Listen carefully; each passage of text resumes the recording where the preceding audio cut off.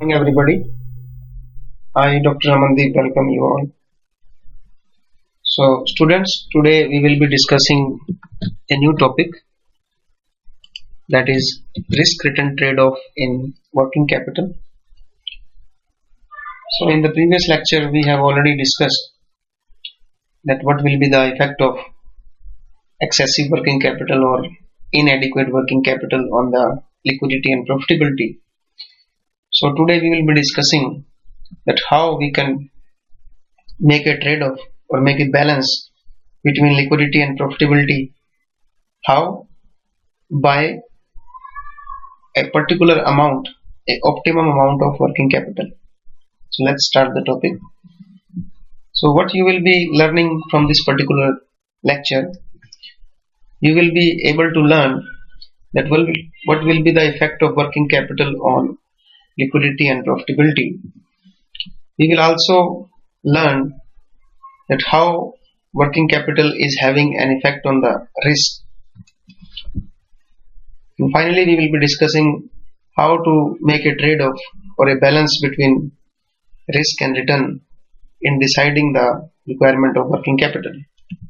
And finally, what is the meaning of optimum working capital? So, after discussing this particular lecture, you will be able to learn that how working capital is affecting liquidity and profitability, and what is the effect of excess working capital or less working capital on risk, and how to make a balance, that is called risk return trade-off in the working capital, and finally what is optimum working capital. So let's start the topic. So what is the meaning of risk return trade-off? देखिए, मैंने आपको बताया था कि जब भी आप working capital को मैनेज करने की बात करते हो, that is called working capital management, तो उसमें हम क्या डिसाइड करते हैं? Optimum amount of working capital. तो ये एक इंपॉर्टेंट ऑब्जेक्टिव था वर्किंग कैपिटल मैनेजमेंट में कि हमने क्या करना है, एक ऑप्टिमम अमाउंट निकालना है वर्किंग कैपिटल का. क्योंकि हमने पिछले लेक्चर में डिस्कस किया था कि वर्किंग कैपिटल ना ही तो एक्सेस में होनी चाहिए और ना ही इनएडिक्वेट होनी चाहिए, ज्यादा भी नहीं होनी चाहिए और कम भी नहीं होनी चाहिए. वर्किंग कैपिटल ऑप्टिमम होनी चाहिए, that is also known as adequate working capital. जितनी चाहिए उतनी ही होनी चाहिए.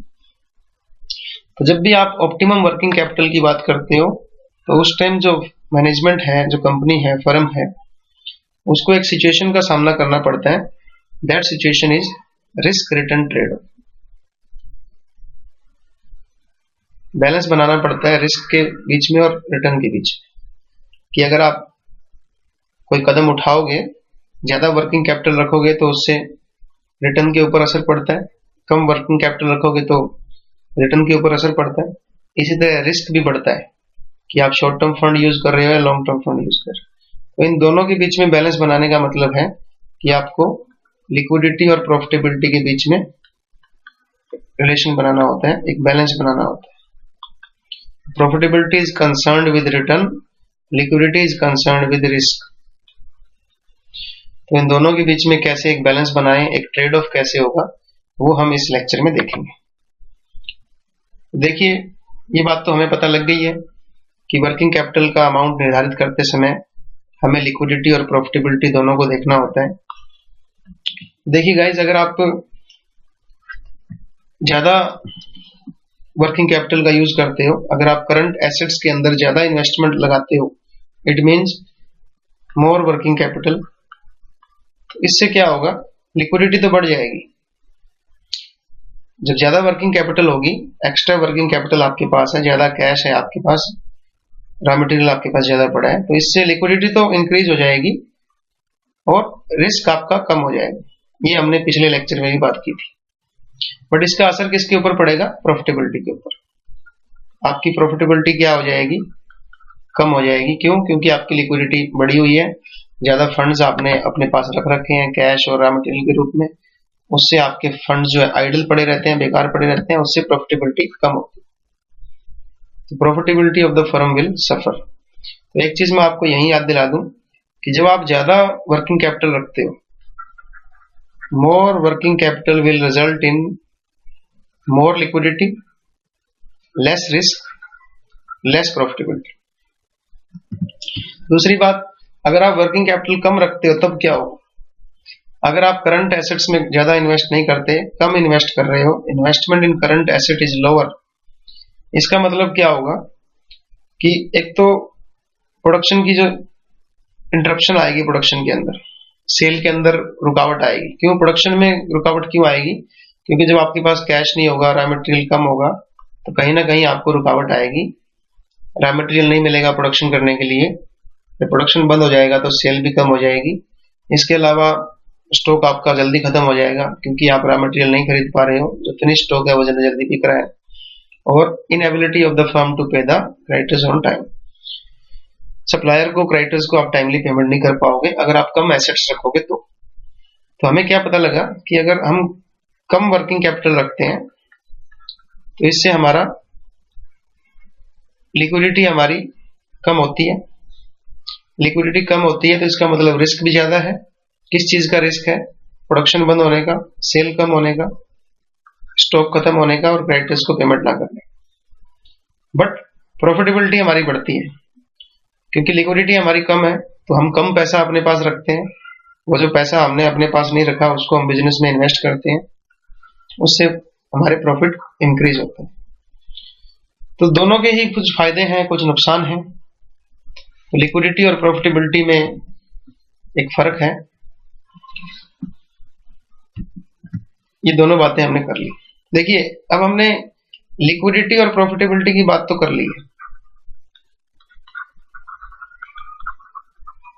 लिक्विडिटी और प्रॉफिटेबिलिटी की बात हम कर चुके हैं। एक बार फिर आपको रिमाइंड करवा दूं, अगर आप ज्यादा वर्किंग कैपिटल रखोगे, लिक्विडिटी ज्यादा होगी, रिस्क कम होगा, प्रॉफिटेबिलिटी भी कम होगी। कम वर्किंग कैपिटल रखोगे, लिक्विडिटी कम होगी, लिक्विडिटी कम होने से रिस्क ज्यादा बढ़ेगा, पेमेंट नहीं कर पाओगे, प्रोडक्शन बंद हो सकता है। प्रॉफिटेबिलिटी बढ़ेगी, क्यों? क्योंकि हमारी लिक्विडिटी कम है, पैसा कम हमारे पास है, ज्यादातर पैसा बिजनेस में लगा हुआ है, प्रॉफिट ज्यादा हो। ये तो हमने पॉइंट ऑफ व्यू से किया, प्रॉफिटेबिलिटी के पॉइंट ऑफ व्यू से। ये तो हमने रिटर्न के पॉइंट ऑफ व्यू से देख लिया कि प्रॉफिटेबिलिटी कम होगी या ज्यादा होगी। अब बात करते हैं रिस्क की, कि रिस्क क्या होगा। देखिए, अगर आप शॉर्ट टर्म एसेट्स को यूज करते हो करंट लाइबिलिटीज को पे करने के लिए, देखिए दो तरह की एसेट्स हैं हमारे पास, शॉर्ट टर्म डेट्स और लॉन्ग टर्म डेट्स। फंड की बात कर रहे हैं हम। दो तरह के फंड आप यूज कर सकते हो, शॉर्ट टर्म डेट और लॉन्ग टर्म डेट। अगर आप अपनी करंट लाइबिलिटी को पे करने के लिए, या यूं कह लो कि अपने पास पैसा वगैरह रखने के लिए शॉर्ट टर्म डेट का यूज करते हो, थोड़े टाइम के लिए जो आपने डेट लिया है उसको आप शॉर्ट टर्म, करंट लाइबिलिटी अपनी शॉर्ट टर्म डेट से उतार रहे हो आप, तो ये अच्छी बात है क्योंकि शॉर्ट टर्म डेट जो है वो थोड़ा सा लेस कॉस्टली होता है लॉन्ग टर्म के मुकाबले। और दूसरी बात, शॉर्ट टर्म डेट को आप जब भी चाहो तभी आप पे कर सकते हो, कोई प्रॉब्लम नहीं होती। तीसरा, आपको शॉर्ट टर्म डेट इजीली मिल जाता है। तो अगर आप अपनी करंट लाइबिलिटीज को शॉर्ट टर्म डेट से पूरा कर रहे हो, शॉर्ट टर्म डेट से उतार रहे हो, तो ये एक अच्छी बात है, इसका एडवांटेज हमें मिलता है। बट इस तरह की शॉर्ट टर्म डेट का जब आप यूज करते हो तो इससे हमें एक नुकसान होता है। वो नुकसान क्या है? हमारी लिक्विडिटी कम हो जाती है, क्योंकि आपके पास हमेशा पैसा तो पड़ा रहता नहीं है। जितनी आपने पेमेंट करनी है उतनी आप पेमेंट करने के लिए शॉर्ट टर्म डेट ले लोगे, लिक्विडिटी बहुत ज्यादा प्रभावित होती है। लिक्विडिटी जब आपकी प्रभावित होती है तो आपका रिस्क बढ़ जाता है। तो अब इस रिस्क को आप कैसे ठीक कर सकते हो? लॉन्ग टर्म डेट को यूज करके। इसका मतलब हमें लॉन्ग टर्म डेट यूज करना चाहिए। क्यों? क्योंकि ये ठीक है, हमें रिस्क हमारा ठीक कर देगा। बट लॉन्ग टर्म डेट का नुकसान क्या है? लॉन्ग टर्म डेट आपको कॉस्टली पड़ता है। जब कोई चीज आपकी कॉस्टली पड़ेगी तो उससे प्रॉफिटेबिलिटी आपकी कम हो जाएगी। अब यहां भी एक पंगा आ गया ना, दोबारा देखो इसको, मैंने क्या समझाया आपको। देखिए, अब हम पेमेंट के पॉइंट ऑफ व्यू से बात कर रहे हैं कि आप शॉर्ट टर्म डेट यूज करते हो या लॉन्ग टर्म डेट यूज करते हो। किसके लिए? करंट लाइबिलिटीज को पे करने के लिए। वर्किंग कैपिटल यही होता है ना बेटा, current asset minus current liability. तो ये जो करंट लायबिलिटी आपने पे करनी है, ये इसका पैसा कहां से लेके आते हो? तो इसका मतलब ये हुआ कि हम जो है शॉर्ट टर्म एसेट्स को यूज कर रहे हैं, शॉर्ट टर्म हमारे जो फंड है उनको यूज कर रहे हैं। तो अगर आप करंट लायबिलिटीज को पे करने के लिए शॉर्ट टर्म डेट का यूज करते हो, शॉर्ट टर्म आप कहीं से लोन लेते हो, तो उसका फायदा क्या होगा कि शॉर्ट टर्म डेट जो है वो आपको लेस कॉस्टली पड़ता है, किसके मुकाबले? लॉन्ग टर्म डेट के मुकाबले। इजीली मिल जाते हैं, आप पेमेंट भी उसकी जल्दी कर पाते हैं। बट शॉर्ट टर्म डेट का नुकसान क्या है? इससे फर्म की लिक्विडिटी बहुत प्रभावित होती है, लिक्विडिटी पे बहुत असर पड़ता है, क्योंकि आप उतने ही पैसे ले रहे हो जितना आपको चाहिए, जितना आपने पे करना है उतना ही आप ले रहे हो, आपके पास एक्स्ट्रा पैसा नहीं है। तो इससे बहुत लिक्विडिटी आपकी प्रभावित होती है और रिस्क बढ़ जाता है, क्योंकि अगर आपकी लिक्विडिटी कम हो गई है ना बेटा, तो रिस्क बहुत ज्यादा है, आप पेमेंट नहीं कर पाओगे, किसी भी अचानक से कुछ हो गया। तो अब ये जो बढ़ा हुआ रिस्क है, इसको कैसे ठीक कर सकते हो? लॉन्ग टर्म डेट यूज कर लो। लॉन्ग टर्म डेट यूज करने से ये रिस्क ठीक हो जाएगा, बट लॉन्ग टर्म डेट का नुकसान क्या है? लॉन्ग टर्म डेट आपको कॉस्टली पड़ता है। जब कोई चीज आपको कॉस्टली पड़ेगी तो उससे प्रॉफिटेबिलिटी फर्म की कम हो जाएगी। तो सारी चीजें आपस में रिलेटेड है। तो फाइनली हम इसको रिटन लैंग्वेज में देख लो, जो बुक में दी हुई है, कि शॉर्ट टर्म डेट जो है वो एडवांटेजियस होता है फर्म के लिए। क्यों? क्योंकि ये लेस कॉस्टली होता है, बट इससे रिस्क बढ़ जाता है, क्योंकि लिक्विडिटी आपकी कम हो जाती है।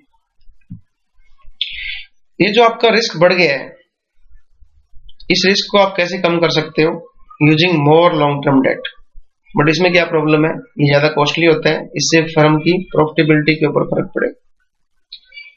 तो हमें पता लग गया कि रिस्क रिटर्न की जब हम बात करते हैं, जब हम कैपिटल यूज करने की बात करते हैं वर्किंग कैपिटल की, तो रिटर्न के ऊपर भी फर्क पड़ता है और रिस्क के ऊपर भी फर्क पड़ता है। So finally there is a risk return trade off. एक बैलेंस हमें बनाना पड़ेगा शॉर्ट टर्म डेट के बीच में और लॉन्ग टर्म डेट के बीच में। और फाइनली हमें एक बैलेंस बनाना पड़ेगा लिक्विडिटी के बीच में और प्रॉफिटेबिलिटी के बीच में। यही बात हुई ना। तो रिस्क रिटर्न ट्रेड ऑफ का क्या मतलब है? A balance between liquidity and profitability. Profitability हो गया आपका रिटर्न, रिस्क क्या हो गया? लिक्विडिटी। हमने देखा कि रिस्क के ऊपर भी फर्क पड़ता है, रिटर्न के ऊपर भी फर्क पड़ता है। तो इन दोनों में बैलेंस कैसे बनेगा? उससे पहले एक बात कर लेते हैं कि जो आपको हमेशा याद रखनी है वो क्या है। फाइनल हम कंक्लूड कर रहे हैं कि अगर आपके पास लेस वर्किंग कैपिटल है तो इसका क्या फर्क होगा? जब वर्किंग कैपिटल लेस होगी तो लिक्विडिटी आपकी कम हो जाएगी, रिस्क आपका बढ़ जाएगा, प्रॉफिटेबिलिटी आपकी बढ़ जाएगी। जब आपके पास ज्यादा वर्किंग कैपिटल होती है, ज्यादा वर्किंग कैपिटल होती है तो लिक्विडिटी आपकी बढ़ जाएगी, लिक्विडिटी बढ़ जाती है तो रिस्क कम हो जाता है, पर प्रॉफिटेबिलिटी कम हो जाएगी। अब अगर आप देखो तो लिक्विडिटी का और प्रॉफिटेबिलिटी का अपोजिट रिलेशन है।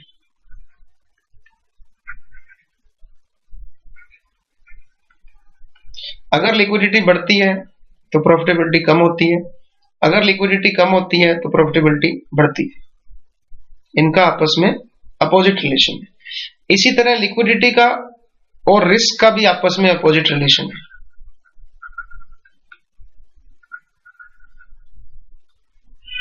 कैसे? अगर लिक्विडिटी कम होती है तो रिस्क बढ़ जाता है, अगर लिक्विडिटी ज्यादा होती है तो रिस्क कम हो जाता है।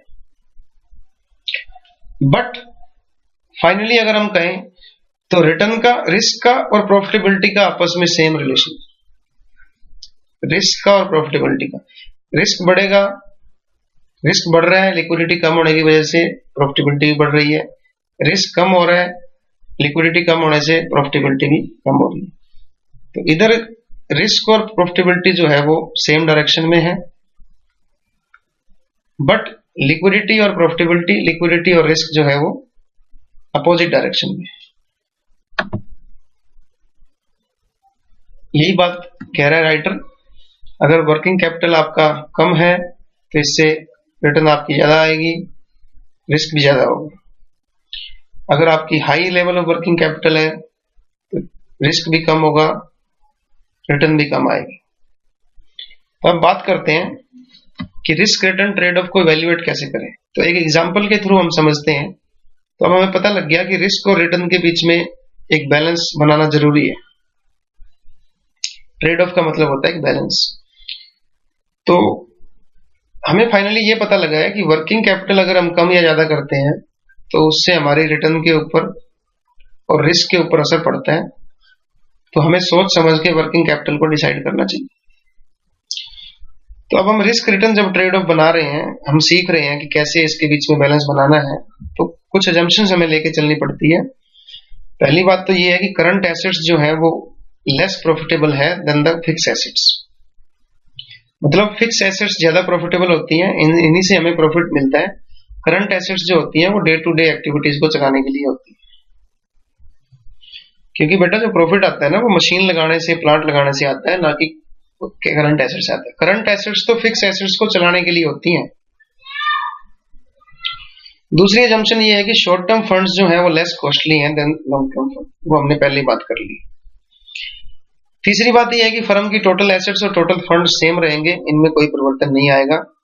आप चाहे ज्यादा वर्किंग कैपिटल यूज करो चाहे कम यूज करो, कोई भी फंड यूज करो, इनके टोटल एसेट्स और टोटल फंड का अमाउंट सेम रहेगा। और हम बात कर रहे हैं मैन्युफैक्चरिंग फर्म। तो एग्जाम्पल देखो, ये एग्जाम्पल हम क्या देखने के लिए कर रहे हैं। इस एग्जाम्पल से हमें ये पता लगेगा कि वर्किंग कैपिटल का अगर आप लेवल कम ज्यादा करते हो, मतलब वर्किंग कैपिटल को अगर आप ज्यादा या कम करते हो तो उससे फर्म के रिस्क और रिटर्न के ऊपर फर्क पड़ेगा। रिटर्न का मतलब होगा कि अल्टीमेटली प्रॉफिटेबिलिटी में क्या फर्क पड़ रहा है, और रिस्क का मतलब है कि लिक्विडिटी कितनी बढ़ रही है। तो हम क्या करेंगे, करंट एसेट्स को कम या ज्यादा करके देखेंगे और फिर देखेंगे कि रेशो पे क्या फर्क पड़ रहा है। डाटा आपको दिया गया है। कंपनी की जो EBIT है, earning before interest and tax, वो 1,80,000 है। फिक्स एसेट्स कंपनी की 5 लाख है। अब हम इस क्वेश्चन में 3 अल्टरनेटिव लेके चलेंगे, 3 कंडीशन लेके चलेंगे। हम करंट एसेट्स को अज्यूम कर रहे हैं कि करंट एसेट्स क्या क्या है, 5 लाख, 4 लाख एंड 3 लाख। 3 पॉसिबिलिटी हम लेके चलते हैं। हम ये भी मान रहे हैं कि फिक्स एसेट्स और प्रॉफिट में कोई चेंज नहीं आएगा, चाहे आप किसी भी तरह की करंट एसेट्स यूज करो। तो फिक्स एसेट्स आपकी 5 लाख रहेंगी, प्रॉफिट आपका 1,80,000 रहेगा। ये हमारी अजम्पशन है। तो हम देखते हैं कि इन 3 अलग अलग करंट एसेट्स जो हमने लिया है, 5 लाख, 4 लाख और 3 लाख, अगर हम 5 लाख लेके चलते हैं तो कितना हमारा रिटर्न आएगा। तो ये देखिए आप, ये हमने यहाँ पे क्वेश्चन सोल्व किया है। अगर आप ए कंडीशन लेके चलते हो जिसमें आपकी करंट एसेट्स 5 लाख है, बी में आपकी करंट एसेट्स 4 लाख है, 3 में आपकी करंट एसेट्स 3 लाख है। तो फिक्स एसेट्स आपकी कितनी हो गई, 5 लाख। टोटल आपके पास एसेट्स कितनी हो गई, 10 लाख। तो जब आप ज्यादा करंट एसेट्स का यूज करते हो उसको हम बोलते हैं कंजर्वेटिव अप्रोच। जब आप कम करंट एसेट्स का यूज करते हो उसको हम बोलते हैं एग्रेसिव अप्रोच। तो ए कंडीशन में हमने 5 लाख की करंट एसेट ली थी, 5 लाख की फिक्स एसेट ली थी, टोटल एसेट हम होगी 10 लाख रुपए। EBIT आपका 1,80,000 रुपए है। तो रिटर्न ऑन टोटल एसेट कितनी आ जाएगी, रिटर्न कितनी आ जाएगी, फार्मूला क्या है रिटर्न का, EBIT divide by total assets. Return आ गई 18%। इसी तरह दूसरे केस में जब आपके पास 4 लाख रुपए करंट एसेट है, टोटल एसेट हो गई 9 लाख रुपए, रिटर्न आ गई आपकी 20%। थर्ड केस में रिटर्न आ गई 22.5%। तो इस क्वेश्चन को आप देखो, एनालाइज करो। हम लोग क्या डिस्कस कर रहे थे, हम लोग यही डिस्कस कर रहे थे कि जब आप करंट एसेट्स को ज्यादा यूज करोगे, यहाँ पे सबसे ज्यादा यूज है करंट एसेट का 5 लाख रुपए, तो उससे आपकी लिक्विडिटी बढ़ जाएगी बट प्रॉफिटेबिलिटी कम हो जाएगी। यहाँ प्रॉफिटेबिलिटी देखो 18% रह गई, 18% है, सबसे कम है। दूसरा हमने कहा था कि जब आप करंट एसेट्स को कम यूज करोगे तो उससे आपकी प्रॉफिटेबिलिटी बढ़ेगी, यहाँ प्रॉफिटेबिलिटी हमारी बढ़ गई। But come current assets use करने से रिस्क भी बढ़ जाता है, ये भी हमने देखा था। ज्यादा करंट एसेट यूज करने से रिस्क कम हो जाता है। अल्टीमेटली प्रॉफिटेबिलिटी कम हो जाती है। अगर आप मॉडरेट लेके चलते हो तो आपको 4 लाख रुपए एवरेज है, बीच का है, मॉडरेट है, तो आपको 20% रिटर्न मिलेगी जो बीच की है। तो कंपनीज के अंदर बेटा ज्यादातर जो है वो मॉडरेट पॉलिसी को लेके चलते हैं, जिसमें ना तो करंट एसेट ज्यादा होती है ना कम होती है। तो इससे उनको ना तो रिस्क ज्यादा होता है और ना ही उनकी प्रॉफिटेबिलिटी कम होती है। तो ऊपर की ये सारी जो हमने डिटेल अभी स्टडी की है, इससे हमें क्या पता लगता है कि अगर आप करंट एसेट्स के प्रोपोर्शन को बढ़ाते हो तो इससे आपकी लिक्विडिटी तो बढ़ती है बट प्रॉफिटेबिलिटी कम होती है। और दूसरा, अगर आप करंट एसेट्स के प्रोपोर्शन को कम करते हो तो लिक्विडिटी तो कम होती है बट प्रॉफिट बढ़ते हैं। क्लियर? तो हमें सोच समझ के रिस्क और रिटर्न को ध्यान में रखते हुए, लिक्विडिटी और प्रॉफिटेबिलिटी को ध्यान में रखते हुए एक अमाउंट चूज करना चाहिए। That amount is known as optimum working capital. तो ये उस वर्किंग कैपिटल को हम बोलते हैं ऑप्टिमम वर्किंग कैपिटल पॉलिसी। तो फर्म को अपना करंट एसेट्स कितना रखना चाहिए? इतना रखना चाहिए कि रिस्क और रिटर्न जो है वो बैलेंस हो। वो जो बैलेंस है जिसमें ना तो रिस्क ज्यादा है ना कम है, उसको हम बोलते हैं ऑप्टिमम लेवल। तो इस लेवल के ऊपर अगर आप देखोगे तो आपको ना तो नुकसान होगा और ना ही एक्स्ट्रा आपको लिक्विडिटी होगी, ना ही प्रॉफिटेबिलिटी कम होगी। तो ऑप्टिमम लेवल कौन सा होता है? जहां पे आपको लिक्विडिटी और प्रॉफिटेबिलिटी में बैलेंस है। वो हमने देख लिया कि लिक्विडिटी ज्यादा होने से प्रॉफिटेबिलिटी कम होती है, लिक्विडिटी कम होने से प्रॉफिटेबिलिटी बढ़ती है। तो इन दोनों में एक बैलेंस रखेंगे ताकि लिक्विडिटी भी बनी रहे और प्रॉफिटेबिलिटी भी बनी रहे। तो अगर आपको वर्किंग कैपिटल इंक्रीज भी करनी है, मतलब कि अगर आपको लिक्विडिटी बढ़ानी भी है, तो वो तभी बढ़ाएंगे जब उसके जो वर्किंग कैपिटल के जो बेनिफिट हैं वो इसकी कॉस्ट से ज्यादा है, तभी हम इसको इंक्रीज करेंगे। तो इस टॉपिक में हमने यही समझा कि वर्किंग कैपिटल का जो अमाउंट है उसका बहुत इफेक्ट पड़ता है किसके ऊपर? लिक्विडिटी के ऊपर और प्रॉफिटेबिलिटी के ऊपर। लिक्विडिटी से हमारा मतलब है रिस्क और प्रॉफिटेबिलिटी से हमारा मतलब है रिटर्न।